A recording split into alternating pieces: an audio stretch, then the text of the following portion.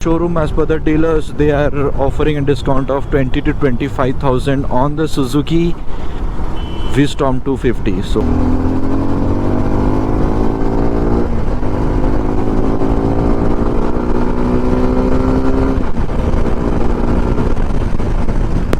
So today we have the Suzuki V-Storm 250 and all thanks to Jyoti Suzuki जिन्होंने मुझे ये bike दिया है for a short ride review. देखिए bike कैसा दिखता है, बाइक के हेडलाइट्स कैसे हैं, क्या है, that you can get from the other videos. ठीक है, काफ़ी सारे वीडियोस हैं इसके जिसके ऊपर बाइक के काफ़ी सारी चीज़ें हैं कि बाइक कैसा दिखता है and all. I will not go to those points. मैं स्ट्रेट बात करूँगा कि how the bike feels when you ride. Bike कितना प्रैक्टिकल है, बाइक को आप सिटी कंडीशंस में कितना प्रैक्टिकल है ये, क्या ये सिर्फ ओनली हाईवेज के लिए है या फिर we can ride it in the city traffic also, कितना हीट होता है, everything, each and everything will be covered up. So stay tuned till the last and don't skip, क्योंकि मेरे जो वीडियोस होते हैं ना वो काफ़ी क्रिस्प होते हैं एंड टू द पॉइंट होते हैं. मैं इधर उधर की बातें करता नहीं हूँ, जो मुझे अच्छा लगता है करता हूँ. अगर बाइक अच्छा नहीं लगा, सिंपल सी बात है, अच्छा नहीं लगा. मैं आपको एक चीज़ बता दूँ कि I have been an owner of Suzuki Gixxer 250. 2.5 साल मैं उस बाइक को ओन कर चुका हूँ और मतलब this engine is borrowed from that Suzuki 250 only, Gixxer 250 only. Okay, लेकिन आई डोंट नो, मुझे इसका इंजन थोड़ा सा रिफाइंड लग रहा है. आई डोंट नो, मतलब मेरा गाड़ी से तो थोड़ा सा 19-20 का फ़र्क है, लेकिन थोड़ा सा रिफाइंड है. ओके, और एक चीज़ मैं आपको बता दूं, मेरे बाइक पे ना, मतलब ये हर एक 250 में होता है. काफ़ी सारे कंप्लेंट्स भी आए हैं कि 4500 RPM और 5000 RPM के बीच में एक वाइब्रेशंस आता है. वो हर एक 250 में आता है, लेकिन उसमें इस गाड़ी में ये चीज़ नहीं है. अगर मैं बोलूँ तो this doesn't have that thing. Let's see how it's रेव्स.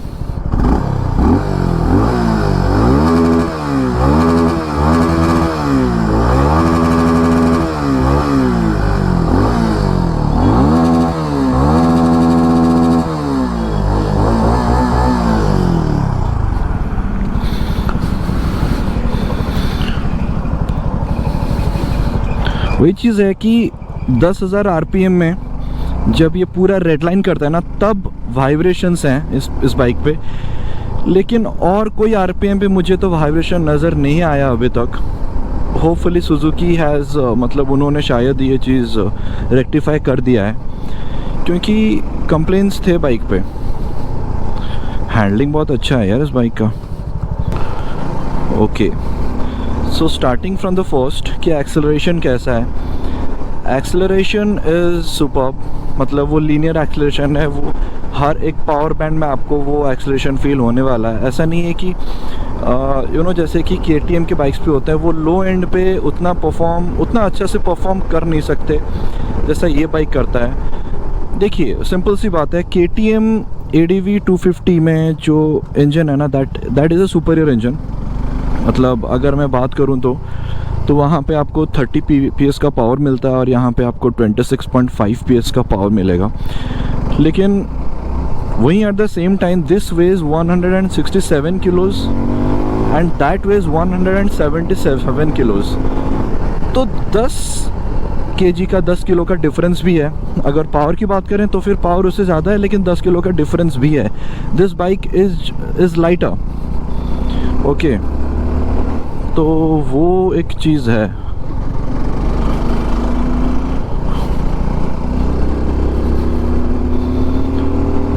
Cornering में भी वैसा कोई प्रॉब्लम नहीं हो रहा है.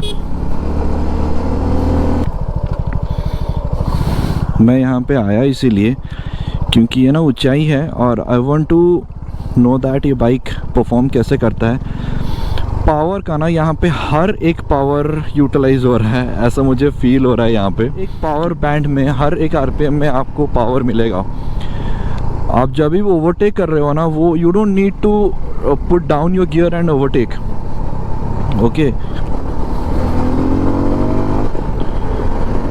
एंड एंड पहली बार मैं कोई एडवेंचर बाइक चला रहा हूँ इतना, मतलब you know in aggressive way, and this is a fun to ride motorcycle यार। मतलब this can also be utilized for a fun motorcycle.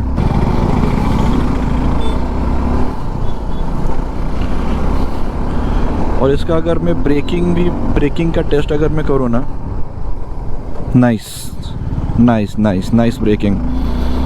मतलब ABS को जहाँ किक इन करना चाहिए वहीं किक इन कर रहा है। सस्पेंशंस की बात करें तो suspensions are set at a mid segment पे से सेट किया गया है। मतलब झटके तो महसूस हो नहीं रहे हैं, नो, कोई झटके महसूस नहीं हो रहे हैं। हाँ बस ऐसा लग रहा है कि हाँ मतलब कोई पॉट होल है, लेकिन वहीं पे अगर जिक्सर 250 होता ना वो पूरा फील करता आपको।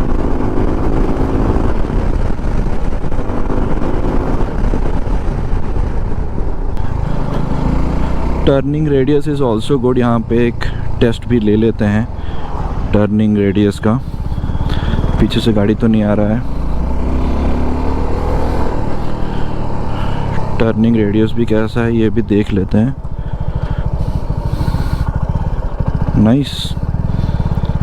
Nice, very nice. Turning radius is also very good. फिर से अगर मैं टर्न करूं तो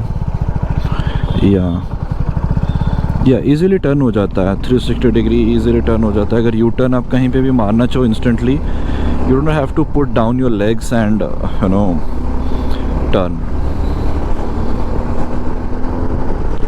सिटी में भी ये बाइक चला हूँ, इतना स्पीड से मैंने चला के लाया और काफ़ी डेंस ट्रैफिक भी था जहाँ से मैंने बाइक को निकाला।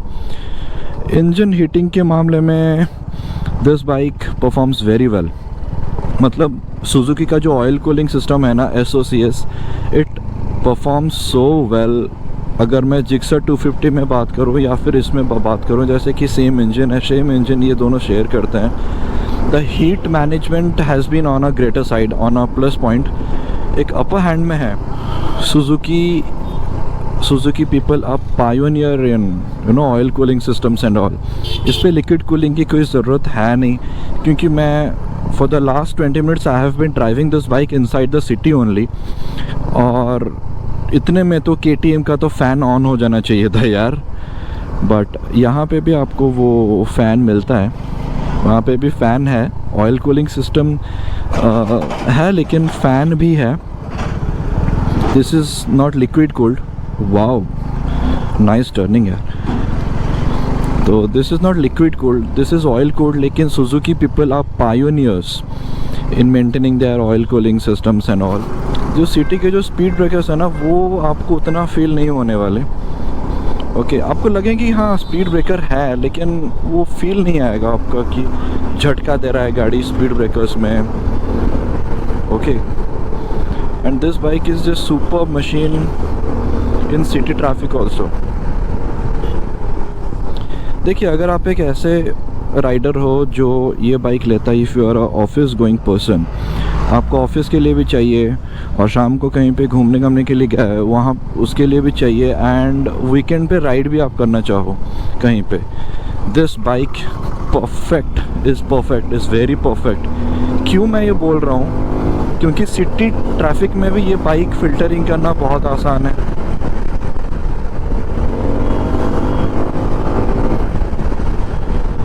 This performs very well.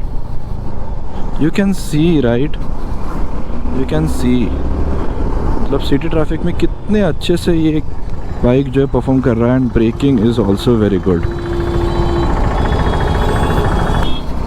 Gear shifts notchy तो नहीं है, लेकिन एक बार में मुझे लगा कि थोड़े से हार्ड हैं। अगर इसको थोड़ा सा सॉफ्ट किया जा सकता था तो फिर बेटर रहता, लेकिन इट्स ओके, फाइन। मतलब अगर क्लच की बात करूं तो स्लीपर क्लच इस पे नहीं है, नॉर्मल क्लच है, जो ना ही ज़्यादा हेवियर साइड पे है ना ही ज़्यादा सॉफ्ट साइड पे है। मतलब इट इज़ ओके। लेकिन अगर एक चीज़ है, अगर आप पूरे 10-15 किलोमीटर ट्रैफिक में ही जा रहे हो, फर्स्ट सेकंड गियर में आपको क्लच इस्तेमाल करना पड़ रहा है पूरा, तो वहाँ पे आपको थोड़ा सा हेवी लग सकता है ये क्लच, वरना this clutch is fine. But what I think is with the price of around 2,44,000 on road in Bhubaneswar, slipper clutch देना चाहिए था. At least a slipper clutch would have would have proved better. मतलब अच्छा लगता है यार, क्योंकि slipper clutch आजकल हर एक बाइक पे हो गए यार. MT-15 ले लो, R15 ले लो, मतलब ये कमी है सुजुकी में कि एक स्लिपर क्लच देना चाहिए. और मैं इसको हाईवे पे टेस्ट इसीलिए नहीं कर पा रहा हूँ क्योंकि यहाँ से हाईवे बहुत दूर है यार.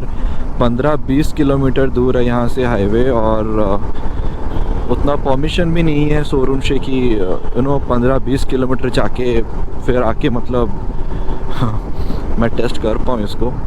लेकिन इसका एक हाईवे टेस्ट भी मैं ले आऊँगा बहुत जल्दी. होप शो की परमिशन दे दे हमें.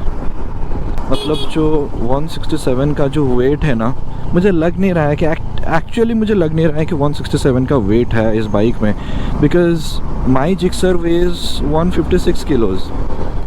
तो ये उसी मतलब 160 किलो 150 किलो की तरह ही मुझे लग रहा है. I don't feel like this is a 167 kilo motorcycle. Okay, so वो एक प्लस पॉइंट भी है. अब एक क्वेश्चन आता है सबके माइंड में कि भाई अगर इंजन जिक्सर 250 का लिया गया है, सस्पेंशंस भी जिक्सर 250 के ही हैं, तो why can't we save some money and go for the Gixxer 250. अब प्रॉब्लम कहाँ आता है, मैं बोल रहा हूँ आपको. जो प्रॉब्लम मैंने फेस की है जिक्सर 250 में, आपका ना वो हाईवे स्टेबिलिटी नहीं आता है. वो बाइक हाईवे के लिए बना ही नहीं है. That bike is good for the city traffic.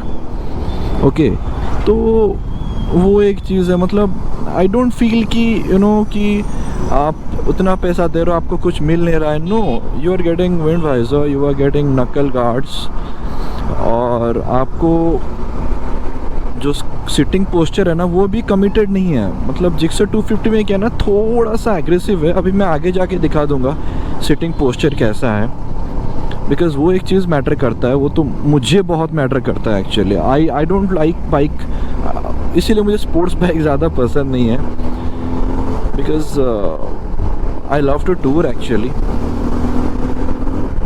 Okay,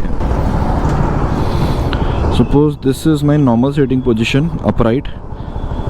बस पूरा अपराइट है, मतलब this is my normal sitting position. अगर मैं पूरा अपराइट बैठूँ ना तो ये ऐसे है. बस थोड़ा सा है, मतलब उतना क्या, बिल्कुल एग्रेसिव है ही नहीं. This is totally upright sitting position यार. लेकिन ये बाइक ना, this can do both.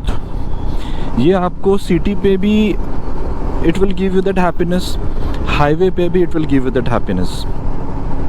Okay, it will give you both. मतलब वो नहीं बोलते कि jack of all trades master of none, ये वही चीज़ है. मतलब इस पे अगर ऑफ रोड की बातें करें ना, अगर बोलें कि हाँ ठीक है ये एडवेंचर है, तो how good this is at off roads. देखिए, ऑफ रोड्स ऐसा है ना, जो छोटे मोटे जो स्पीड ब्रेकर्स होते हैं ना, उस पर आप ले जा सकते हो. 30-40% of road, pure of road आप कर सकते हो. लेकिन उससे ज़्यादा अगर आप एक्सपेक्ट करोगे ना तो मत करो भाई, क्योंकि उसके लिए हिमालयन है. You go for the Himalayan. अगर आपको प्योर ऑफ रोड ही करना है, अगर आप if you are a guy who loves off road, मतलब सैडल करके चलाना एंड ऑल, तो अगर आपको वो चीज़ करना है तो फिर आप हिमालयन की तरफ जाओ. क्यों जाओ, मैं ये चीज़ क्यों बोला कि अगर आपको प्योर ऑफ रोड पसंद है, क्योंकि प्योर ऑफ रोड में क्या होता है ना, आप काफ़ी बार सैडलिंग करके चलते हो, मतलब राइड करते हो. सैडलिंग इस पे थोड़ा सा प्रॉब्लम है. अब प्रॉब्लम क्या है, हैंडल जो है ना थोड़ा सा लोअर साइड पे, मतलब हैंडल का जो हाइट है अगर थोड़ा सा ऊपर होता तो हाँ, मतलब सैडल करने में अच्छा लगता. मतलब it have been easy holding the tank and saddling. लेकिन यहाँ पे वो चीज़ नहीं है. यहाँ पे हैंडल, मतलब मैं बार बार स्लो क्यों कर रहा हूँ यार, I am forgetting that I am riding an adventure motorcycle. Speed breakers में स्लो करने की ज़रूरत है नहीं आपको. और जहाँ तक बात करें हाईवे टूरिंग की, this bike is capable of cruising at 100 and 130 without any knuckles, मतलब without any hiccups. Without any hiccups ये आपको 120-130 आप पूरा दिन ट्रैवल कर सकते हो। अगर आप मुझसे पूछते हो तो फिर एक दिन में मैं इसको कितना चला सकता हूँ, तो I would say that 300 to 400 kilometres in a day. ठीक है, 300 to 400 इज़ गुड, उससे ज़्यादा नहीं। और KTM 250 में लो एंड टॉर्क आपको उतना नहीं मिलने वाला है। स्पीड ब्रेकर्स में आप बार बार गियर चेंज करोगे, आप जैसे ही स्लो करोगे आप फिर से गियर चेंज करोगे। जैसे कि यहाँ पे I don't need to change gears, third gear में हूँ एंड बाइक आराम से चल रहा है, no knocking sound. I am at the speed of third gear में हूँ and I am at the speed of 34, 33, 30, 28। Bike pulls nicely. और स्लो करते हैं इसको, 23 में भी बाइक पुल्स वेरी नाइसली। और थोड़ा सा स्लो करते हैं।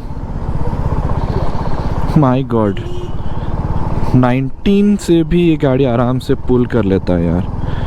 अभी 4th गियर डालते हैं और अब चेक करते हैं।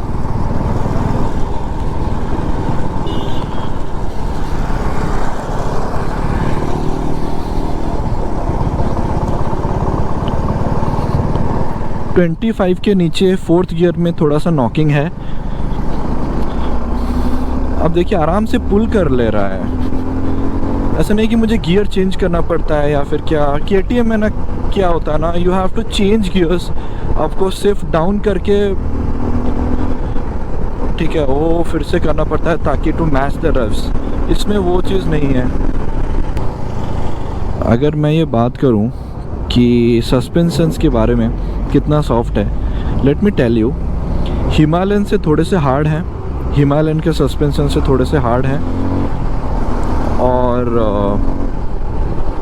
जिक्सर 250 के सस्पेंशन से थोड़े से सॉफ्ट हैं। मुझे तो लग रहा है कि सॉफ्ट है यार, मतलब I don't know for the wheel size और व्हाट। व्हील साइज आपको मिल रहा है यहाँ पे 19 इंचेस व्हील, तो उसके वजह से सस्पेंशन सॉफ्ट लगना डजंट मेक एनी सेंस। लेकिन ये वही सस्पेंशन है जो जिक्सर 250 में दिया जाता है।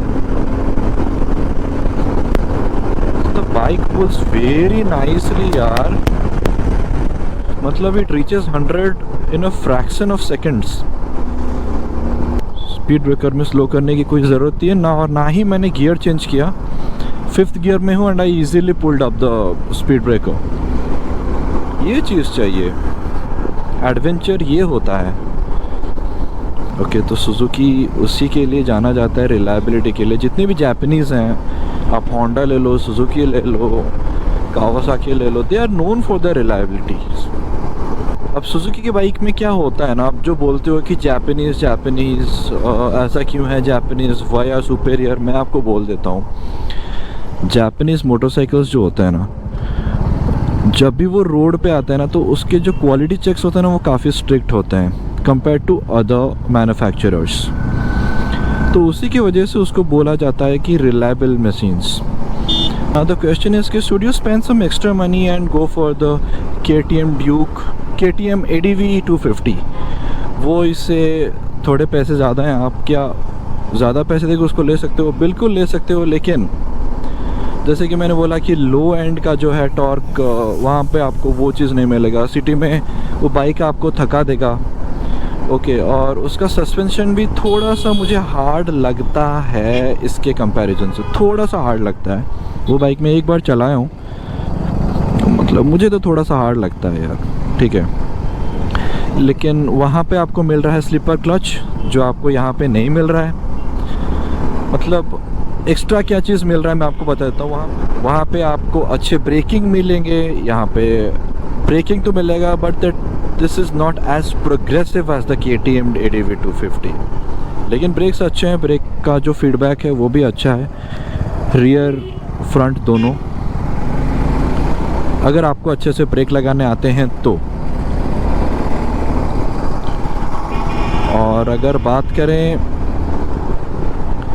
प्राइस की, तो या हैंडलिंग में KTM ADV 250 कहीं ना कहीं it holds an upper hand. उसका हैंडलिंग इससे कहीं ना कहीं थोड़ा सा बेटर है, आई वोंट डिनाई। थोड़ा सा बेटर है, लेकिन इसका हैंडलिंग भी अच्छा है यार, मतलब ऐसे नहीं कि इसका हैंडलिंग ख़राब है। ओके, जिस प्राइस पॉइंट पे ये गाड़ी प्लेस्ड है, आई थिंक यार दिस इज़ क्वाइट जस्टिफाइड कि हाँ यार ठीक है। मतलब पहले मैं ये सोचता था कि काफ़ी ज़्यादा पैसे चार्ज कर रहा है,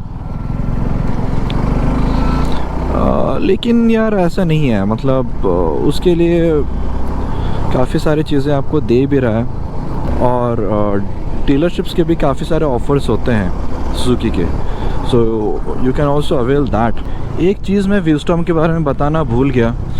my height is 6 feet and मैं अपना जो पैर ना वो ग्राउंड पे अच्छी तरीके से प्लेस्ड कर पा रहा था। But if your height is less than 5.9 और 5.8 तो फिर आई वुड सजेस्ट कि आप थोड़ा शोरूम जाके बाइक के ऊपर बैठ के आप देख लो, या फिर एक टेस्ट राइड लेके आप देख लो, बिकॉज़ जो हाइट है ना वो थोड़ा सा अपर साइड में है, तो that is a thing. Yes, so yeah that's it with the review of the Suzuki V Strom SX250। और अगर आपको शोरूम के कोई भी डिटेल्स चाहिए तो कॉन्टैक्ट पर्सन का नाम और डिटेल्स मैंने अपने डिस्क्रिप्शन बॉक्स पे डाल दिया है, you can go and check it out. और as per the showroom, as per the dealers, they are offering a discount of 20 to 25,000 on the Suzuki V Strom 250। सो आपको 20-25 हज़ार का डिस्काउंट भी मिल सकता है। तो go walk into the showroom and get your vehicle. Thank you very much for watching this video. I hope you like it. अगर video अच्छा लगा तो फिर सब्सक्राइब, लाइक और शेयर तो कर ही देना। Thank you very much.